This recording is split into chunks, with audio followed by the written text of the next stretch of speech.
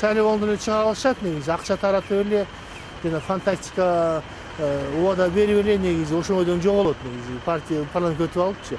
А эл ишин көрбөйт чынычы. Бир мандаттуудан өзүнүн районуна барып күрөшүп, элдин алдында сүйлөп, талашып, тартышып, анан мандатты жеңип келип атса, азыр $500,000 берип коюп үйүндө жатып эле мандат сатып алатпы? Партиянын жетекчилери бос болуп албайт да. Партиянын жетекчилери баарын чечип, партияны бизнеске айландырып, акча сурап, андай болбойт. Тескерисинче, партиянын жетекчилери эл арасында кадыры баркы бар кишилерди издей баштайт. Ел конкреттүү билбейт кимди шайлап атканын. Партиянын гана атын билип, бул түзөntү сачып атканда коррупциядагы жол ачат. Экинчиден, жоопкерчиликке жагында. Эч убакта шайлоочулардын алдына барып, мезгил менен эсеп кысапта берип турган жок да.